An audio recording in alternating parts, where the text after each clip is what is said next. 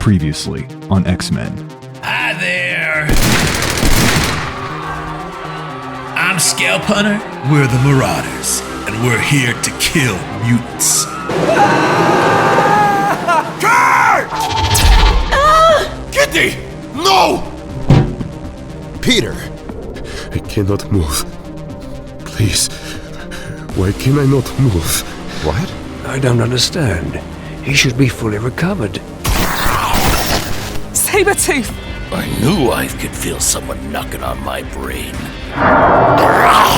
You left the door open that time. I should have killed you a long time ago! That's it. That's the stuff. The animal is still in there. No one ever put up a fight like you. I can't wait to see you dead. Face it, punk. I'm better than you. Always was. Always will be. Keep telling yourself that, Creed. Logan, I have the information. You can end this. What the hell? I kept you busy while she read your teeny, tiny mind. But you ain't taking me. No! And you can bet I'll be back. Moira has taken the surviving Morlocks back to Muir Island. And a few of the team may be down, but we gained one more. Right here. You took on the most dangerous man I know. You were ready to sacrifice yourself for everyone else here. I'm sorry for what I said before, Bets. As far as I'm concerned, you're an X-Man. In a club in downtown Dallas, a band is packing up after a successful gig. The guitarist, a young woman in muted clothes with dyed black hair, closes her guitar case as the lead singer approaches. Hell of a show tonight, Ali! Thanks, Lila. You too. Listen, me and the others are going to find a bar. You should come with us! Thanks, but not tonight. Some other time? Come on, Ali! You've played a dozen gigs with us, and you never hang out. We're a band. We need to get to know you outside of the rehearsal room. Some other time. Ali! I said no, Lila. I'm exhausted, and I just want to crash on the bus. Okay? She storms away, climbing into their bus and slamming the door shut in the bathroom. There, she fills the basin with water and sighs. I shouldn't have yelled. She means well. She's the star, and she still takes the time to be nice to everyone who works for her, band or crew. Not many stars of the show who can say that. Her eye catches a small choker on the edge of the pedestal, set with a silver pendant in the shape of a woman's face. Huh. This is pretty. More my style than Lila's. I don't remember seeing her wear this, though. I wonder where it came from. She picks it up and idly puts it on around her neck. Ugh. Oh man. Even with this thing, I still don't look like myself. I miss being a blonde. But so many people know that Dazzler is a mutant, and that Dazzler's real name is Allison Blair. So I gotta hide myself under a different name. Lila knows. She's a mutant herself. But she was smart enough to hide it, and now she's hiding me too.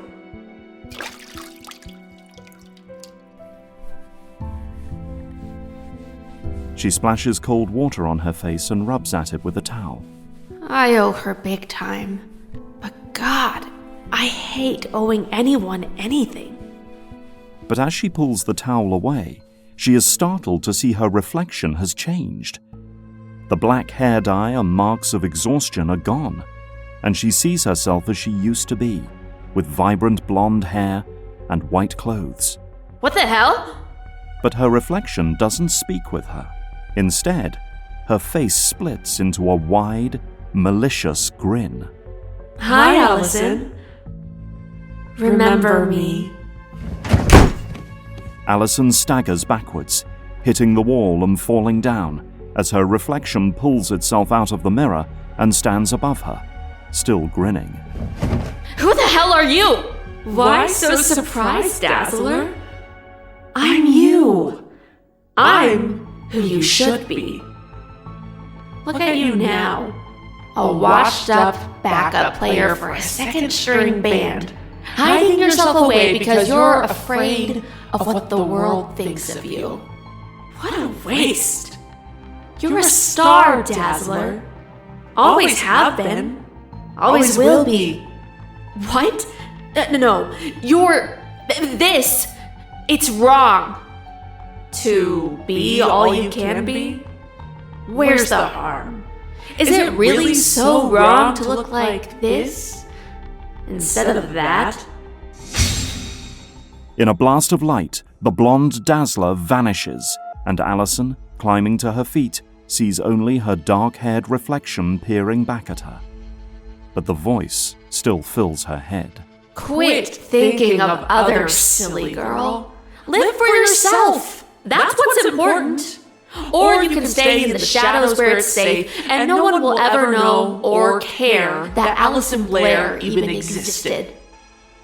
A long silence follows, as Allison stares at her reflection, breathing heavily. Her eyes narrow, and she begins to rummage in the cupboard for a shampoo that will remove the hair dye.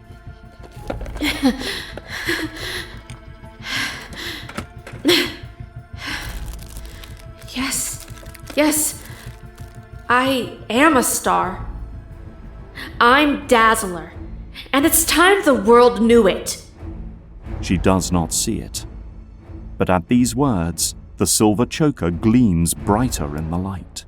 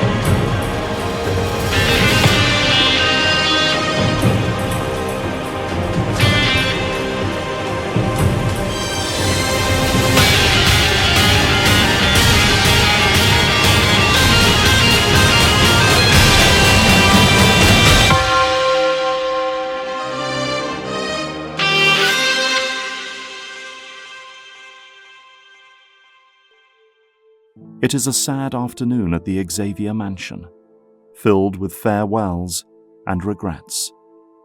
In the wake of the devastation caused by the group called the Marauders, several X-Men have been left badly injured, and the time has come to send them to Muir Island to be cared for by Dr. Moira McTaggart.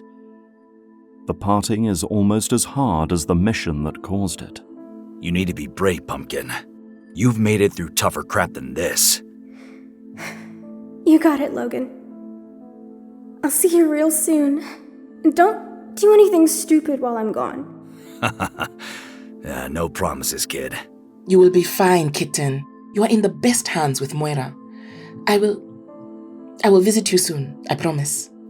I know you will, Aurora. I'll miss you. I'll miss you all so much. I'll get better and be back before you know it. I can't let you have all the fun. Don't go to space or anything without me. Her messages are relayed via her only means of communicating, through the X-Men's newest member, the telepath, Betsy Braddock, codename Psylocke. Betsy repeats Kitty's words, and Storm puts one hand on the tank. Focus on getting well, Kitty. Once you return, we will do something fun. Whatever you would like. Even go to space. I promise. You're on. Hey, Rogue. Look after Aurora for me, will ya? She takes care of everyone else, but she needs someone to take care of her. You got it, Kitty. I swear. As the others say their farewells to Kitty, Logan moves over to where Piotr lies on a large, reinforced gurney, still in his metallic form, attended to by his sister. Do not fret, Ilyana. I will recover soon, and then I will be back. His metallic eyes twitch towards Logan, and he manages a warm smile. We'll see you soon, Logan. Sure, Tin Man. Once they oil you up, you'll be in fighting shape in no time. I hope so. I hope to do more when those monsters come back. I should have done more. I could have saved poor Kurt. And Katya. Okay, stop. You gave it your all, Pete. People are alive because of you. Don't think any different.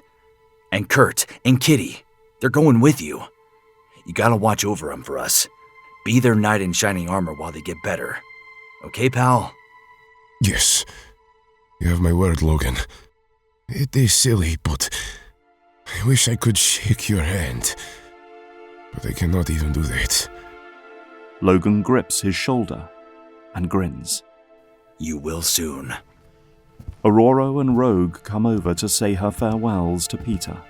Logan steps back to give them space, taking a deep breath, and turns to the other gurney, carrying the comatose Nightcrawler. He says nothing, staring at his motionless friend, and sighs. Are you all right? As good as I can be. Bets, that translating thing you do for Kitty, any chance you can do the same for Kurt? I'm sorry, Logan, but we've been over this. His mind is so distant, I can barely make contact. Yeah, Bets. Please. Can you try linking us? I gotta... It's my last chance. Very well. She focuses her mind and barely manages to establish a faint link between Logan and Kurt's minds. Kurt? Kurt! Oh, come on, pal. Where are you? Talk to me. He waits, but only silence greets his words. Come on! You can't leave me like this, Kurt. You're the only one who looks me in the eye, like a man, and speaks to me like one, and treats me like one. No matter what I do, or how I feel, you never once treated me like an animal. You're my best friend, Elf. Just say something. Please. Still, there is no reply. He waits, knowing it is futile, and prepares to sever the mind link, when something whispers at the edge of his mind. Logan? Huh? Logan? Kurt! It can't be. The voice comes faintly, and yet somehow from all around him. For a brief moment, Logan could swear he even feels the familiar two-fingered hand on his shoulder.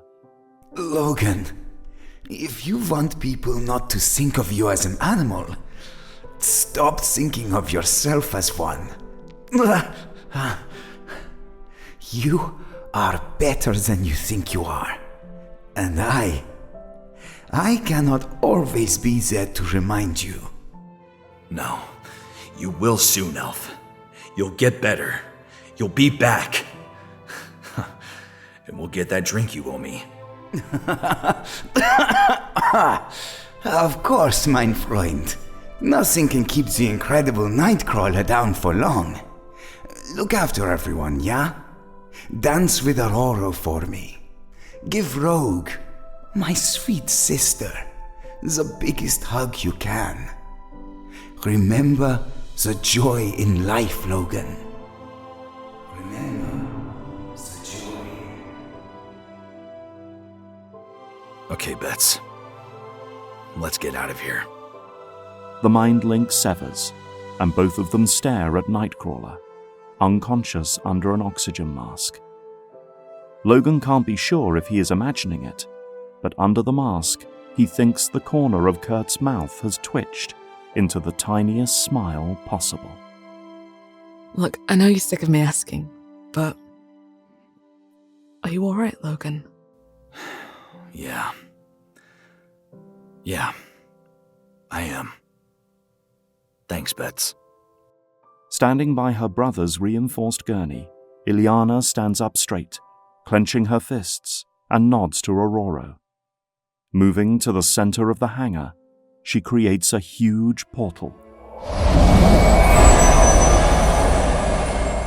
The grey, gloomy daylight of Muir Island greets them, and several Morlocks step through to wheel Kurt, Kitty, and Peter through the portal.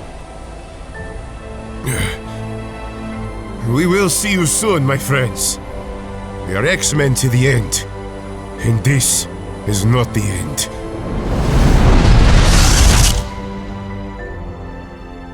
The portal closes, and the mansion feels so much emptier. While Ileana is comforted by the other new mutants, Aurora, Betsy, Logan, and Rogue stare at the space where the portal vanished. And as one, they walk away without a sound. They move upstairs to the lounge room, where the three women all sit down, avoiding each other's eyes. Logan joins them, having detoured through the kitchen to collect a six-pack.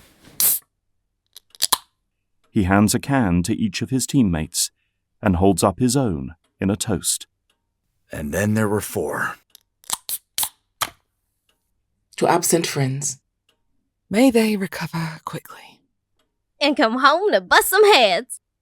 They say nothing more until all of them have finished their drinks. It is not until Wolverine reaches for a second can that Storm finally speaks. Rogue, has there been any progress on Cerebro? Nah, Eric is still looking it over, but I think it's a lost cause. Sabretooth tore it to shreds, and I'm pretty sure only the professor really knows how to put it back together. Till then, our mutant detecting system is nothing but high-tech junk. I suspected as much, but we had to be certain. If only I had detected him sooner, before he could have done all that damage. We could tell ourselves if only for days, Bets. Won't solve anything. It's done. Gotta move forward. Exactly. He may be back with the rest of the Marauders to attack us again. So what do we do? I am not sure. I do not wish to wait for them to act again. We must take the initiative, starting with investigating that base Betsy saw in Sabretooth's memories. But we are too few to withstand the Marauders, should we encounter them. It is only the 4 of us. Magneto cannot join us in this. He is responsible for the safety of the new mutants. So we're on our own. And without even Cerebro to use. I still like our odds, boss. But I do not.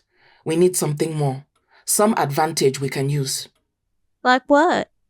I have no answers right now. I'm sorry. I must think about it. You all try to get some rest. We can discuss this again soon. Don't think I can sleep right now. I'm gonna hit the danger room for a while. Work some things out. Rogue, wanna come with? Sounds like just what I need. I'll be upstairs if you need me, Aurora. The others depart, leaving Aurora alone with her thoughts. The Marauders knew the X-Men. They may yet turn their attention on those who have left us. Scott, Hank, Bobby. We must warn them. Anyone who has ever associated with us may yet be in danger. Some of us have families. Would the Marauders attack them to taunt us? She sits in silence for some time, fiddling with her empty can and wondering what to do, until...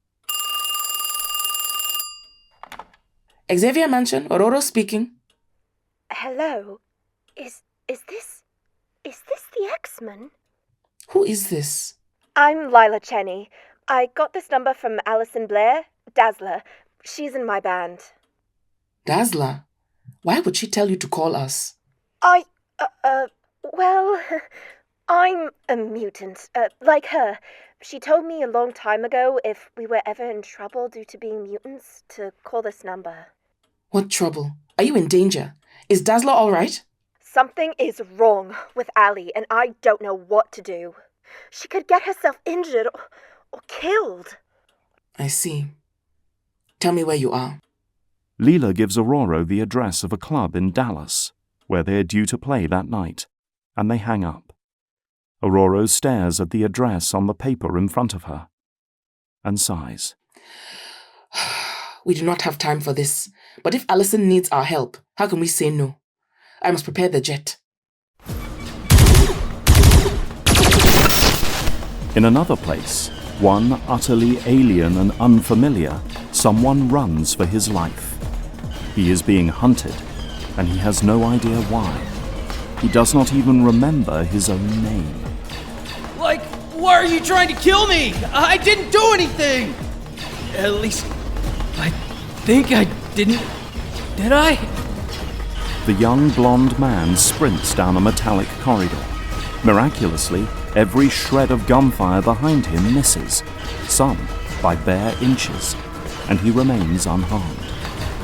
Throwing himself into the room at the end, he hammers on a button to close the door. Come on, close! And right as his pursuers reach the doorway, it slams shut from above. Oh, okay. Gotta calm down. My hearts are trying to smash out of my chest. Where am I? He looks around and finds himself in a control room somewhere. Curiously, he studies the large control panels arrayed before him. The buttons and labels are incomprehensible, written in an alien language. He reaches out to press one, but before he can touch it... Open up in there, rats! Tear the door down! Crap! I gotta find a way out of here before they break through! He searches in a panic, but the room is a dead end. There is only one small window, set in a wall 15 feet up, and impossible to reach. Frats! Okay. Think. I don't have to escape. I just have to make them think I did. He seizes some loose objects from the control panels and hurls them at the window. By some miracle, they shatter the window. Wow! First try! Okay, now to hide. He ducks for cover behind a console on the opposite side of the control room. As he does, the door finally gives way to his pursuer's onslaught. Several figures carrying large weapons stride into the room. One, a large, brown, ape-like figure with white hair, points at the window. There! He must have squeezed out that window. How? He couldn't jump that high. Maybe he could. There's something about this guy. We didn't hit him once, and he keeps getting away right when we have him cornered. You hear about the experiments they were doing up at that lab? I heard the science team say this one was... Lucky. The beast men all go on alert as one more figure enters the room behind them. The young man they were hunting leans cautiously out to see a tall woman with 6 arms scowling at them. Spiral. We pursued him this far, but... Enough, you fool. Have you bothered to check the window? Or the room? No, of course not. You'd rather stand around swapping rumors or gossip than do your jobs. She stalks through the room, casting a long shadow. The young man looks frantically at the door, but at Spiral's gesture, one of the beastmen moves to stand guard in the doorway, blocking his escape, and his 2 hearts sink. All the while, Spiral keeps lecturing her men. You don't need to know anything about him. It's not your business to know. All you need to know is that he's fast, he's skilled, and he's clever. But what about... I said enough, you superstitious morons. He might have gotten lucky evading your shoddy marksmanship, but the thing about luck is... In one sudden motion, she spins on her feet, and her swords carve through the console the young man is hiding behind, exposing him for all to see. It always runs out.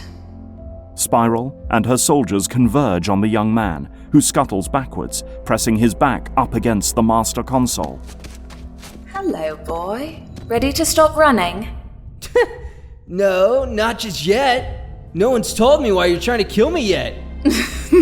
What's it matter to you? You'll be just as dead by the end of it. You're really not selling me on it. He pulls himself to his feet, staring them down with a daredevil grin that he hopes isn't as half-hearted as he feels. I don't need to. I got orders. Boss says you die, you freak. What else do you need to know?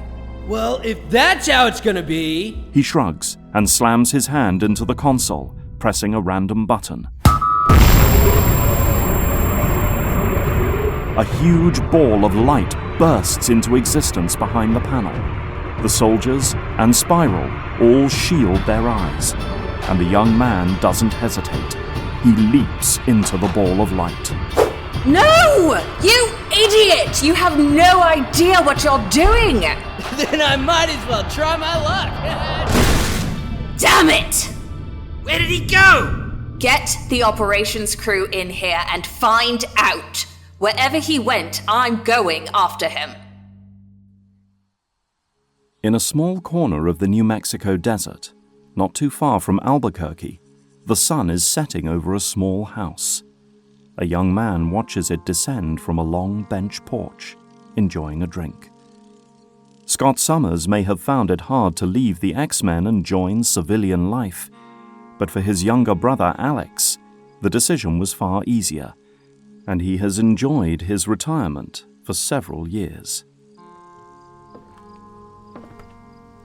Everything okay out here, hon?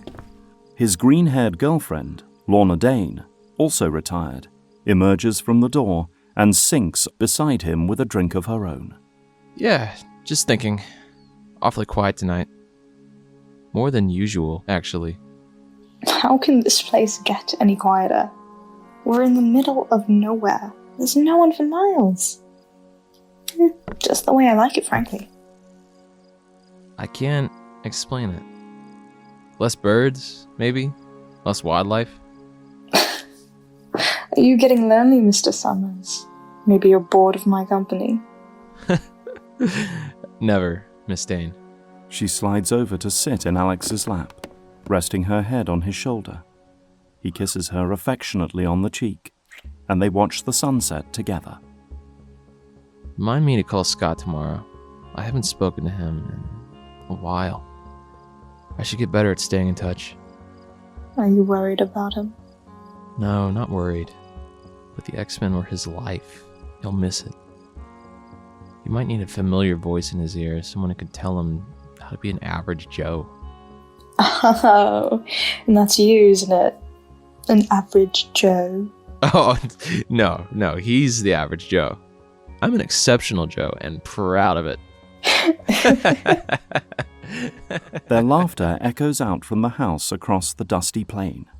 It does not quite reach the outcrop on the mountain overlooking their house, but the man perched there with a sniper rifle watches them laughing through the scope. He does not fire, but watches and waits, when he hears footsteps behind him and looks up to see a large, blond man in a brown outfit approaching him. Well, look who's back in the land of the living. You gotten over your little cold, saber-tooth? Shut it, Scalp Hunter. I'm not in the mood. What's the story? Nothing much. We're just watching for now. Sinister says keep an eye on those two people for now, but do not engage under any circumstances. Not yet, anyway. Why wait? Ain't they former X-Men? We should take them now before they find out we're here. Sinister says sit tight. So, we sit tight. He'll contact us when it's time to move. Go back to camp and stay hidden. Fine, but I don't want to wait too long. Take it up with the boss. Sabretooth departs, grumbling to himself, and Scalp Hunter resumes his surveillance, keeping his finger off the trigger. In the skies above Dallas, the cloaked Blackbird jet descends atop a closed parking garage.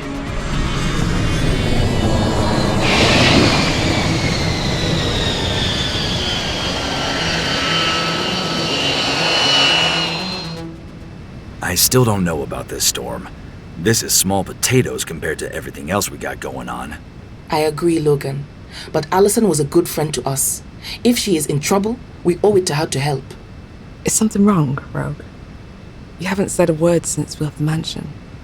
Yeah, Dazzler and I got history. Back when I was with the Brotherhood, I scraped with Dazzler a few times. We hated each other. I can't imagine she'll be happy to see me. Why didn't you say anything before? You could have stayed behind. And leave the three of you alone? Nah, Betsy, if there's trouble, I gotta be there with you.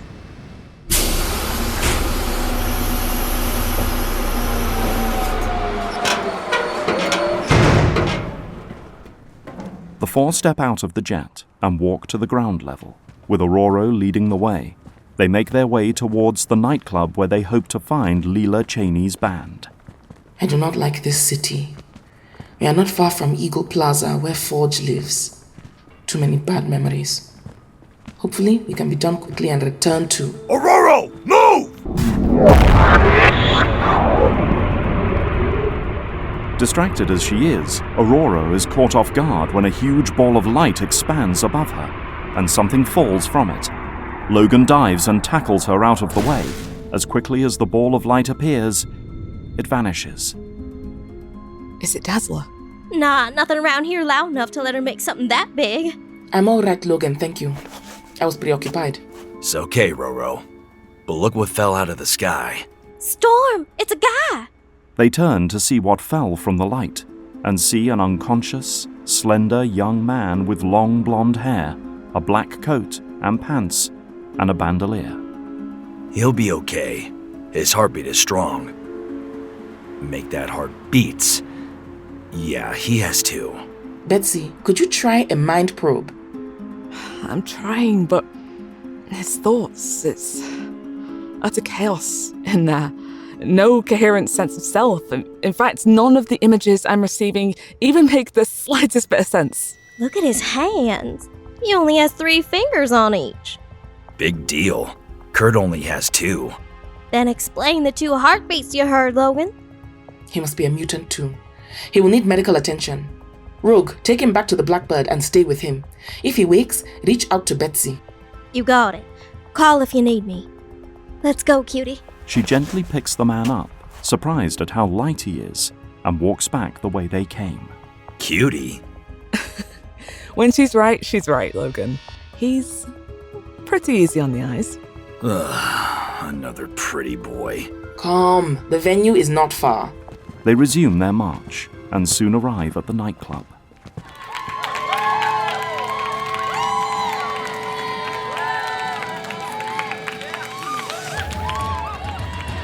It is a fancy venue, catering to rich, stylish people searching for thrills with money to burn.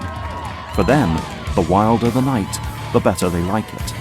And tonight, they are having a grand time, led by the gorgeous blonde woman singing on stage.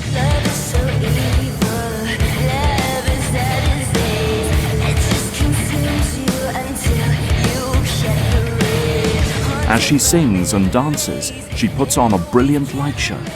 Her very voice converts to gleaming hues of every color, and the crowd goes wild.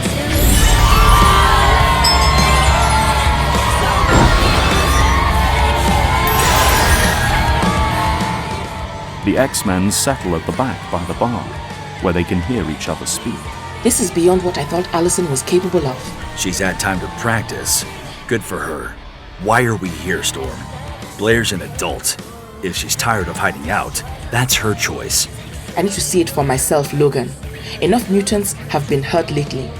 If we had ignored this and it turned out to be more serious, I could not forgive myself. Fair enough. But we've seen her, and everything looks okay. So maybe we should go. Or at least grab a drink for a job well done. I'm not sure everything is okay. Her bandmates, I'm picking up stray thoughts from them. They're on edge. She's not supposed to be the lead singer.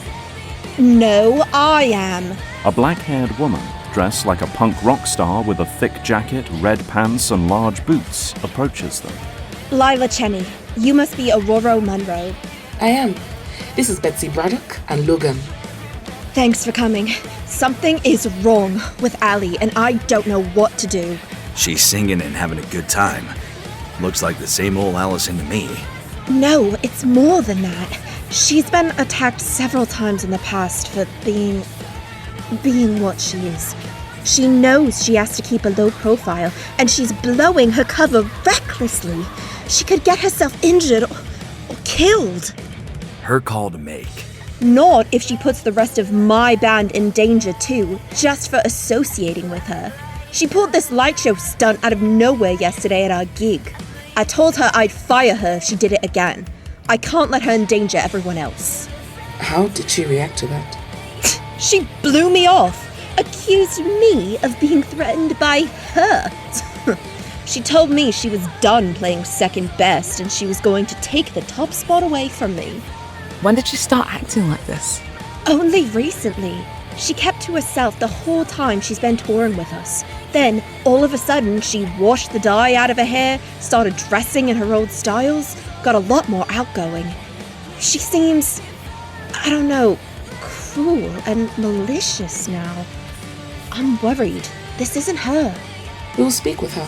When does your set finish? They're taking a break after this song. I told the rest of the band to let her take the lead tonight while I sat out, just to keep her happy until you got here.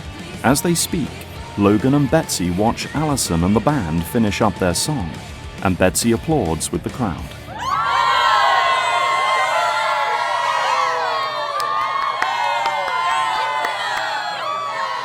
Say what you will about her, but she knows how to sing. From the stage, Allison's eyes drift towards the bar and lock on to Logan's. She smirks and blows him a kiss. Wait, why ain't she surprised to see A sudden blast of light slams into Logan's face, flipping him backwards and demolishing half the bar. The exuberance of the club patrons turns to shock, unsure what just happened. Betsy rushes to Logan's side. Logan! His hands grip his head, covering his eyes, and he flails awkwardly on the floor, completely disoriented.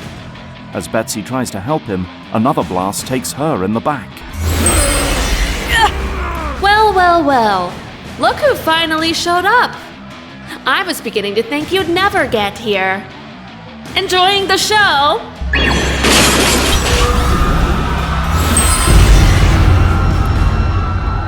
She unleashes several blasts of light, feeding off the intensity of the screams around her, wrecking the club as its patrons panic and flee to the exit. Lila, get out of here. We'll handle this. Please, don't hurt her. She's a friend. We will try, but that may no longer be our decision. Lila nods and rushes towards the exit. Her bodyguard, a huge man with untidy white hair, puts himself between her and Allison, but Dazzler ignores Lila and her bandmates completely, focusing entirely on the X-Men. Allison, what are you doing? We mean you no harm. We are your friends. I don't think so, Storm. I don't need friends. Never did, never will. All I need is for everyone to get out of my way. It's time to reinvent my career and myself. Dazzler was fun, but I'm going hardcore. Call me Malice. Across town, in the Blackbird, Rogue remains unaware of everything befalling her teammates as she tends to the unconscious stranger. I know weird things happen to the X-Men, but I gotta say, That's the first time something fell out of thin air in front of us when we were just walking down the street. Besides from Kurt, anyway. Maybe this guy's a teleporter too. Oh. She helps him sit up, and he looks blearily around the Blackbird's medical bay. Oh, hey there. You finally coming good? Easy there. Where am I? Sugar, you dropped out of the sky in the middle of downtown Dallas. Dallas? Yeah. Where'd you come from? I don't know. You take it easy. We can figure it out. What's your name, pal? He turns his innocent blue eyes to her in confusion. What's a name exactly? Okay, this might be above my pay grade. Hold on a second, Sugar. I need to get in touch with my friends. Hey, Betsy, you there? Y'all spoken with Dazzler yet? Our new friend is awake, and I think he's completely amnesiac. I could use your help. But only silence greets her, and a nasty feeling settles into her stomach. That ain't good. I don't want to drag this poor fella into anything nasty, but if the team needs me, I gotta go. Sorry, Sugar. Change of plans. You think you can run? Sure. I've been running all day. Great. Come on. She half expects the stranger to flee as soon as they're clear of the jet, but to her surprise, he stays beside her as they race down the streets. I'm Rogue, by the way. That's my name. A name is what people call you, and just you, no one else. You got anything like that? No, I don't think so. Someone called me Freak not long ago. Yeah, I know that feeling. Well, once my friend sees to your head, maybe we can unlock whatever memories are hiding in there. You think so? I know so, Handsome. Handsome? Is that my name, or is it Sugar? No, you see... Rogue is spared having to explain herself when another ball of light explodes into existence in front of them. Oh, bummer, they followed me! Huh? Out of the light stalks a menacing figure, a woman with 6 arms, wearing blue armor and a spiked silver helmet, her eyes fixed on Rogue and her escort. She does not turn as the light recedes behind her. Surprised to see me, Freak? It took some recalibrating, but the morons in operations were able to send me to the same coordinates you used. You could have just left me alone, Spiral. Of course not. What the Master wants, the Master owns. And he wants you. Specifically, he wants you dead. Rogue gets between them, squaring up to Spiral. Y'all lost me with this talk of freaks and masters. Why don't you turn yourself around and go, ugh, hey! Spiral shoves her aside, not even sparing her a glance. So focused is she on her quarry. Stand aside, harlot. This is no concern of yours. Oh, honey. You shouldn't have done that. Rogue leaps up and delivers a devastating kick to Spiral's side, sending her flying through a nearby shop window. She can survive that, right? I have no idea. Apparently she can! Looks like keeping a low profile is out. And I still need to find my friends. You mind if we fly the rest of the way, Sugar? Sure. Okay. Sounds like fun. Great. I'll put you somewhere safe that she can't find you. On the way, mind telling me just who that is? She scoops him up in her arms and takes to the skies. Behind them, Spiral climbs from the wreckage and watches them go, and furiously follows on foot. In the nightclub, Betsy and Logan still lie dazed by the wreckage of the bar, while Dazzler continues shooting blasts of light everywhere, forcing Aurora to dodge all over the club, relishing the destruction she is causing.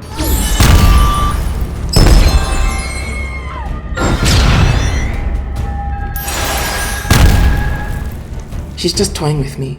She could have ended this a dozen times by now. What is she waiting for? I didn't believe it when I heard you lost your powers, but here you are. Shame. You might have put up a real fight. As many others have learned, Allison, just because I am powerless does not mean I am helpless. You've been busy lately, haven't you? The X-Men being kept on the back foot? You're short-handed right now. Just 3 of you?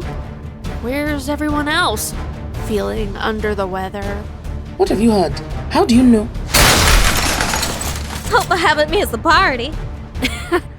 Finally! We have a score to settle, sugar. Allison hasn't forgotten that you tried to kill her. I'm all about taking what I want now. And what I want is to pay you back! Allison fires blast after blast at Rogue, who tries to push through them, but is rebuffed. Dang it. She's gotten better.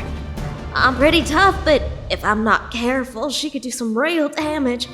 Still, if I can draw her attention. And sure enough, with Allison completely focused on Rogue, she fails to notice Aurora coming up behind her, seizing her arms and pinning them behind her. I do not know what has come over you, Allison, but you have done enough damage. Oh, Storm! Malice has barely begun! Allison sags in Aurora's grip. Unnoticed by all, the strange choker vanishes from around her neck in a tiny puff of smoke, which drifts across the room. What happened? I don't know. I did nothing, but you collapsed. Something is wrong, Rogue. You think?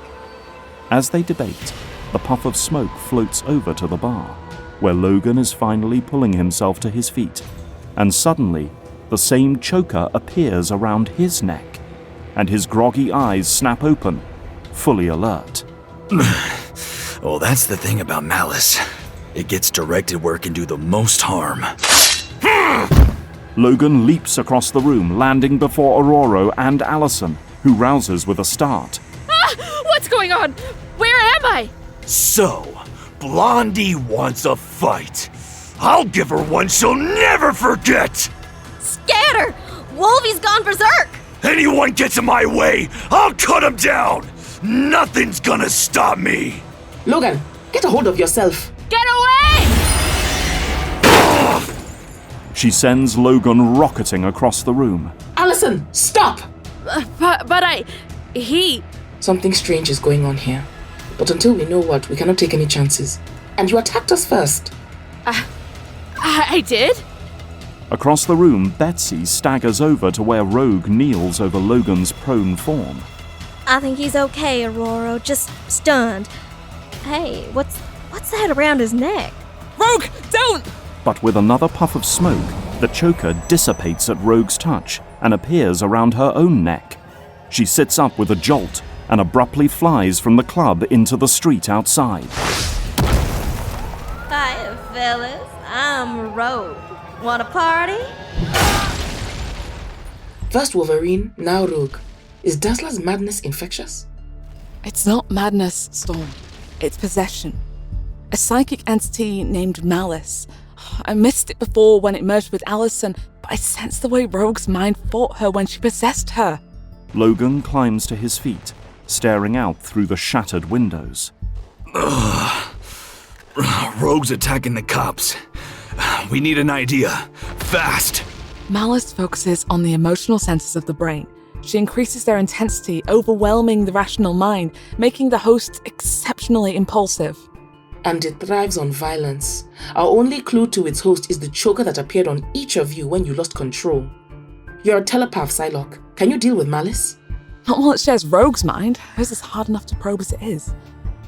Right. For me to act effectively, we need her to possess a more accessible mind. They turn at the sound of footsteps to see Allison shuffling towards them, looking haggard and furious. You need bait? Try me. That thing made me its toy. Its slave. I'll do anything to nail that fiend. I understand, Allison, but Malice knows you too well. It may be just as difficult to remove it from your mind. better to use a mind I'm more familiar with. Very well, Logan. If this plan fails... You got it. Malice won't get away.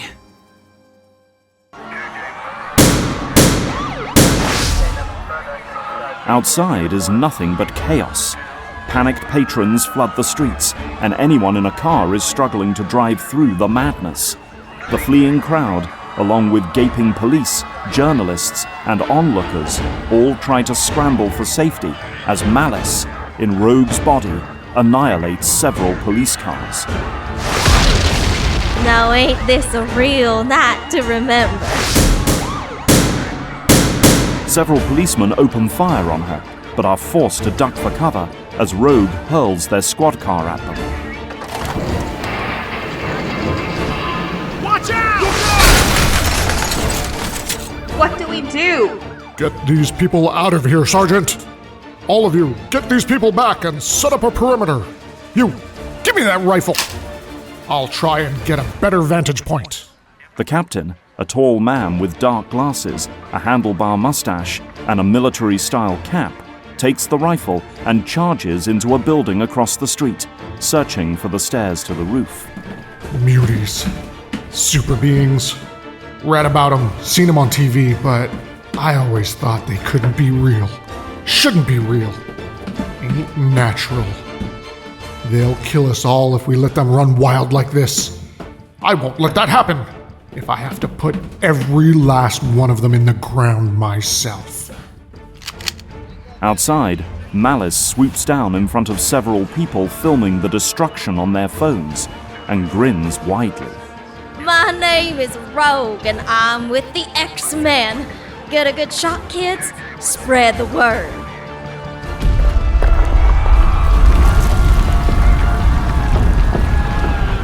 She tears a chunk of the road out in front of the onlookers, and they flee in terror. But as she revels in the destruction she is causing, a shadow leaps at her from a nearby alleyway. The crowd stares dumbfounded as a woman with 6 arms stands tall against Malice, wielding several swords, one of which is dripping blood. Malice staggers as Spiral advances on her. You could have made this easy, girl, but now I'll take it out of your hide. You really gotta stop making me mad, sugar. The two brawl savagely in the streets. Malice lands several devastating blows, but they only slow Spiral down as she fights back with her swords. Give me what I came for! The crowd panics once again, realizing that Spiral is just as dangerous as Malice, and fleeing from the reach of her swords. As the pair fight, the X-Men emerge from the club. Who the bloody hell is that? No idea, but we can't let her hurt Rogue. Stick to the plan. If she is still standing after Dazzler is done, Logan, then you deal with her. Allison, do it. With pleasure. Allison stalks forward, and the screams and chaos give her power. The dark of the night is obliterated by an explosion of dazzling, overwhelming light.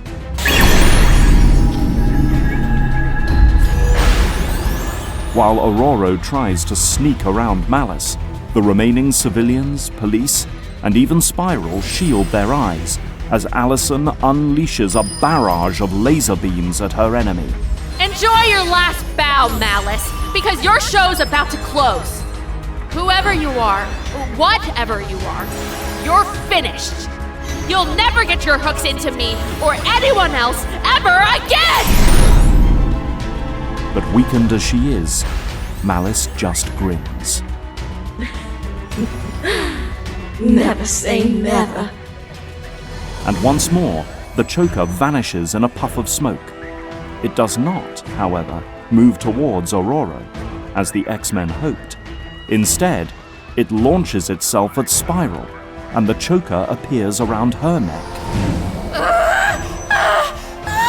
What is this? Where am I? Who? What? Where? What? Something's wrong with that woman's mind. Malice is falling apart. Now's our chance! I'm taking a bolt down! Logan, wait! But Logan doesn't listen. He charges at Spiral, claws extended, so blinded by his need to defend his friends that he does not see the choker vanish almost as soon as it appeared, and he drives his claws into Spiral's side. I will kill you all! As Spiral and Logan slash and stab at each other, the last of the terrified onlookers finally flee, leaving the street deserted, but for the X-Men and Spiral. Aurora rushes towards them when a small cloud of smoke coalesces around her neck, and she drops to her knees as the familiar choker forms there.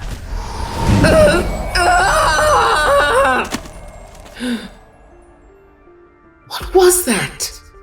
I've never seen anything like the inside of that woman's head. Aurora! Betsy, quick! Malice has her! Betsy focuses on Aurora, trying to force Malice out, but her efforts are rebuffed as Malice comes to her feet, smirking, and staggers towards Betsy and Allison. Too much. She's in there too deep. Nice try, Headbuster. You might have psychic powers, but I am psychic power. No mere telepath can stop me.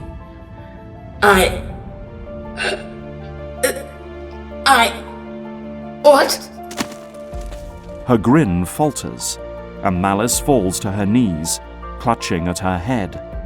Betsy renews her assault wordlessly as Malice gasps. And I, Witchling, know exactly who I am. You cannot corrupt my darker nature as you did the others. I embraced and mastered it long ago. Slowly, her hand comes up, grasping for the choker. My best friend was Jean Grey. My mentor was Charles Xavier. I was raised by Amal Farouk. They all showed me what my mind is made of, and against it, Malice. You are nothing. Her hand rips the choker off and crushes the fragile pendant into powder. Aurora! Are you alright? Fine, Betsy. Quickly, see to Logan. They look over to where Logan is still locked in combat with Spiral. Allison steps forward. She fires one last barrage. To hell with this! But Spiral dodges it at the last second, and it is Logan who is instead punched backwards. Oh my god! I'm sorry! You will be! Spiral leaps, her swords raised. Betsy and Aurora come to their feet, but they are too far to reach Allison in time. She falls backwards as all of Spiral's swords slash towards her. What the? Allison opens her eyes. Instead of hitting the ground, she finds herself in the arms of someone who has snatched her out of the way in the nick of time.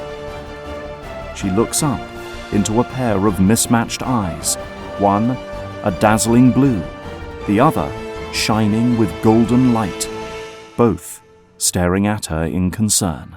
Hey, are you okay? Yeah, I'm fine. Finally.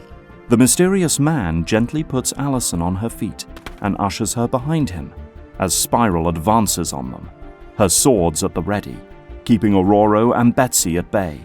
I've had enough of this world. Time to go, you lucky little peasant. I'm afraid I'm gonna have to disappoint you again, Spiral. You keep attacking people trying to get to me. I'm putting a stop to that. Oh, so you've grown a spine, have you? Well, you know what our master thinks of spines. Guess I'll have to cut it out of you. But before she can move, Rogue staggers to her feet, to one side. You ain't getting to him before I get to you, sugar. Same here. Aurora and Betsy move to stand with the stranger, and Allison steps out from behind him. He looks around at them in shock. You don't have to do this. I don't want anyone else getting hurt to protect me. That, my friend, is precisely why we must do this. What is wrong with everyone on this world? Fine. I'll take you all, Lord. She charges at her enigmatic target, but before the X-Men can react, Allison feels the wind of the bullet as it whips past her hair, and it slams into Spiral's chest. She staggers backwards and falls to her knees. Sniper! Everyone down! The team rushes for cover in the shadow of the buildings as more gunshots ring out. We gotta get out of here! What about that woman? What about her? Spiral slumps over in the street. She gives them a look of withering hatred, and another ball of light explodes into existence around her. You haven't seen the last of me. The Master will come for what's his. When the light disappears, she has vanished. Okay, now can we go? Sometime later, the X-Men reconvene in the Blackbird, patching up their injuries and discussing the night's events with their two new allies. We can take you anywhere you'd like to go, Allison. Right now, I've got nowhere to go. I was living on the road out of suitcases, and I can't go back to Lila and the band. After what I put them through, I can't do that to them. It's not your fault, Allison. Isn't it? Malice came for me. They wouldn't have been in danger if I wasn't with them. Can't blame yourself for what that thing made you do, Blair. None of us can. If you have nowhere to go, then you are welcome to stay with us. I cannot promise you will be safe, for we have dangerous work ahead of us, but you will be safer than if you were alone. Allison glances at Rogue, and a hard stare passes between them. But when Allison looks back at Aurora, she nods. Sure. Thanks, Storm. I appreciate it.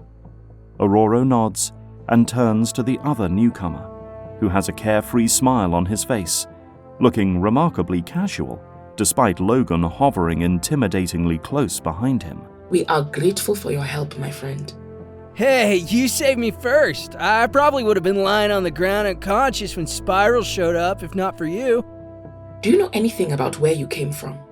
The young man's smile falters as he shakes his head. No, sorry. Some bits and pieces are coming back, but they're just images. I don't know where I came from, or how to get back there, or even if I should. All I really remember is Spiral and her goons were trying to kill me, and then I was here. And you just happened to land right in our laps? Yeah, that's a hell of a long shot. I don't like this, Storm. He could have left us to fight Spiral, Logan, but he didn't. He saved my life. If you throw him out, I'll take my chances on my own. Fine, but I'm watching you, boy. Don't try anything funny. Hey, I'm sure you'll like me once you get to know me. How about you get to know yourself first, amnesiac? If you have nowhere else to go, then you are welcome to stay with us as well. What is your name, friend? Oh, he doesn't have one? Long story there. Do I really need something to call myself? It would help. Yeah. Well, what did you call me a moment ago? Longshot? That sounds fun. Is that a name? What? That was a figure of speech. What's a figure of speech? Long shot ain't bad. It's as good a name as any. I like it. Nice to meet you, Longshot. Us new X-Men should stick together.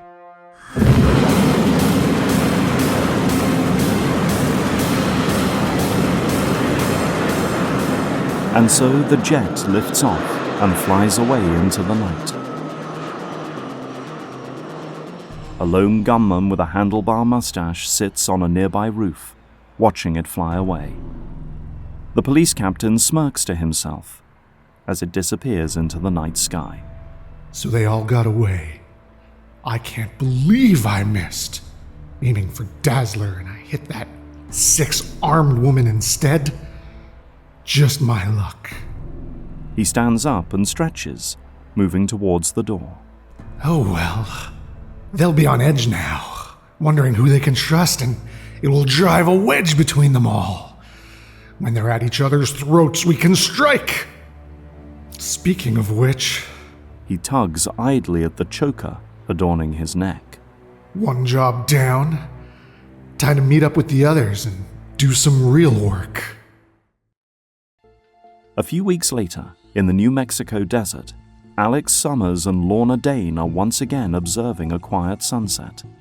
But this time, they are not relaxing. Have you got him?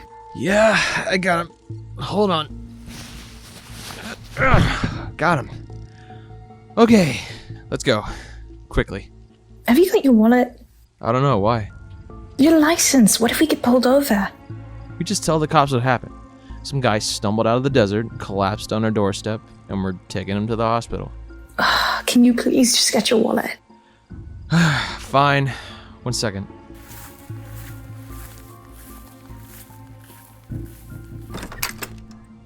Lorna waits impatiently by the car as Alex rummages inside. He finds his wallet on the coffee table and walks outside, holding it triumphantly. Got it. Let's go already. What was that? Lorna, get down! We're under attack! They take cover behind the car, and the gunfire ceases. After several minutes of silence, Alex tries to peek under the car. I don't see them. They're still out there, though. What the hell? Earthquake! It can't be. This land is tectonically stable. They watch in shock as their house rattles in the tremors. They hear their possessions falling and breaking inside, and part of the roof collapses. Eventually, the quake subsides, and they look at each other grimly. These aren't just people with guns. Mutants. Let's show them why we made our home out here. Across the rocky plain, Scalp Hunter raises a rocket launcher to his shoulder, takes careful aim, and fires. The rocket shoots away and annihilates the house.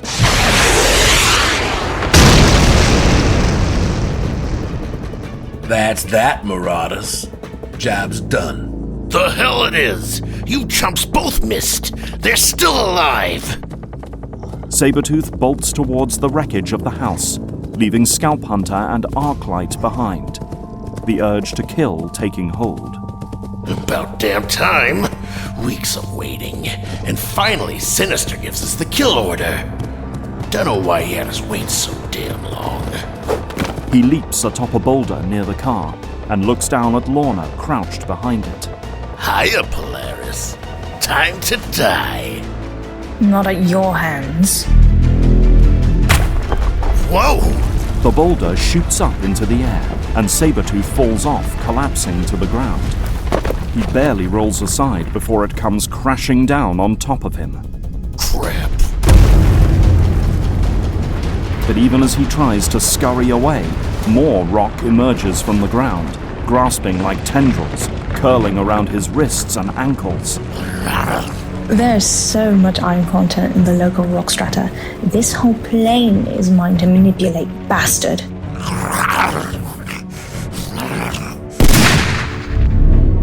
A bullet halts inches from her face, and she gives it a withering glance. You caught me off guard before, not this time. She holds her hand out, and a rifle flies from the distance directly to it. She squeezes, and the weapon snaps in half. Pathetic. Not far away, Scalp Hunter pulls out a handgun and loads it. Hell, she's better than we thought. You think we can't take her? Sure we can. Job will just take a little longer, that's all. Guess again, pal.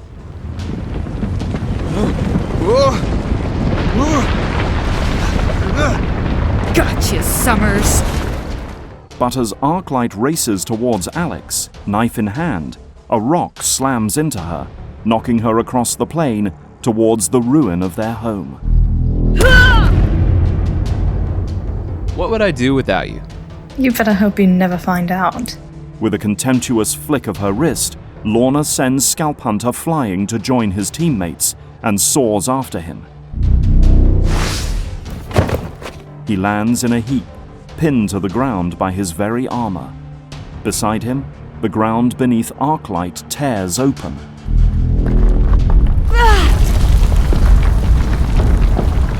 And as she falls into the crevice, it slams shut again, leaving only her head exposed. Deplorable. 3 savage killers and you couldn't even touch us. Wow. I knew you'd improved, but wow. Get in the car, Alex. Let's get out of here. The one in the armor can dig the others out when we're gone.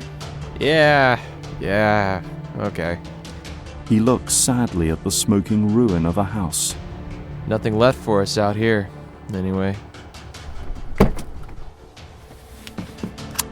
He climbs into the driver's seat of the car, puts on his seatbelt, and waits impatiently for her. Lorna, come on. We still have this other guy to worry about. Coming. But as she walks towards the car, Sabretooth stares at her, and his furious thrashing and snarling suddenly abates. Hey, wait a minute. Scalp Hunter, Arclight, look at her neck. Lorna stops dead in her tracks. All 3 Marauders gape at her as her hand slowly rises to her neck, and she touches the choker she is wearing, with a silver pendant shaped like a woman's face. Her face splits into a malicious grin. Whoops. You got me. Malice? Lorna, come on. Sorry, lover boy. Change of plans. You'll have to go without me. What are you? Fly safe, sweetie. She flicks her wrist once more and sends the car flying into the distance. She watches him go with a smile on her face and turns back to the other Marauders, still incapacitated. It took you long enough to figure it out. What are you doing here, Malice? Why do you think Sinister had you wait for so long? It took me a while to get back here. That guy in the back seat was a cop I possessed in Dallas, and I only made it here today. And then I had to signal Sinister. Why would Sinister want us to attack you? Oh, isn't it obvious? This was a test. To make sure I could control someone truly powerful. And Polaris performed beautifully. Now I'm ready to lead the Marauders as Sinister always intended. We can finish off the X-Men. Far away, Alex Summers groans as he drags himself from the wreckage of the Jeep. What the hell? Lorna. She's gone insane. He checks the back seat, but the unconscious police captain has died in the crash. Alex's head sinks to the desert sand. Damn it! How could this happen? Who are those guys? Need help. Need to find out what's wrong with Lorna. But I can't call Scott. Last time I called him, his line was disconnected. He checks himself for injuries, using the first aid kit from the glove compartment. Gotta go. Gotta find a phone. And I don't want to, but no one else can help me. I have to contact the X-Men.